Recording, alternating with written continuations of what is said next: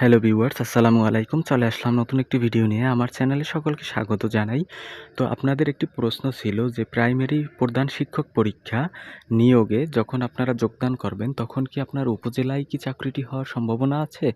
না জেলায় বা অন্য কোথাও হতে পারে বা অন্য কোনো বিভাগ বা অন্য কোনো জেলায় হতে পারে। তো আজকের ভিডিওতে কিন্তু সেটিই আমি খোলসা করে দেব।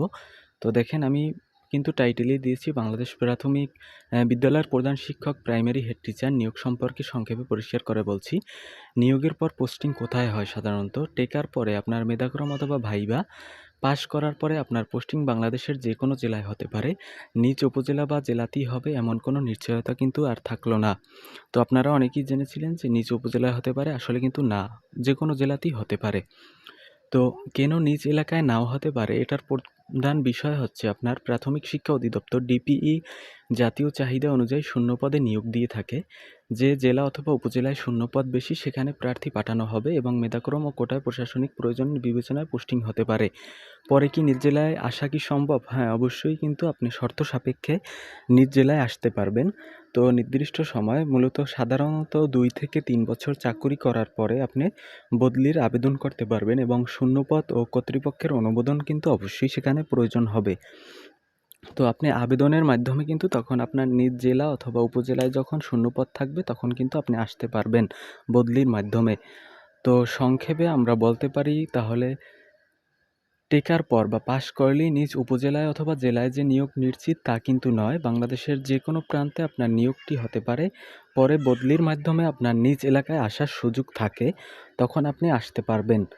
তো আপনাদের এই প্রশ্নটি ছিল এবং আরও একটি প্রশ্ন ছিল আপনার কাটমার্ক বা আপনারা কি যখন পরীক্ষা দেবেন তখন কি আপনাদেরকে টিকাবে জেলা পর্যায়ে না উপজেলা পর্যায়ে কাটমার্কটি হবে? আসলে কিন্তু কাটমার্ক উপজেলা বা জেলাভিত্তিক হবে না। তো বন্ধুরা, আমরা কিন্তু বুঝতে পারলাম যে এটা কিন্তু কোনোভাবেই জেলা পর্যায়ে বা নিজ জেলায় হবে না। এবং কাটমার্কের জন্য যারা বলছিলেন তাদের জন্য বলে রাখি, কাটমার্ক কিন্তু কখনো জেলা ভিত্তিক বা উপজেলা ভিত্তিক হবে না। যেমনটি সহকারী শিক্ষকের বেলায় হয়েছে, এটা কিন্তু সরাসরি আপনার পিএইচসি কর্তৃক নিয়োগকৃত।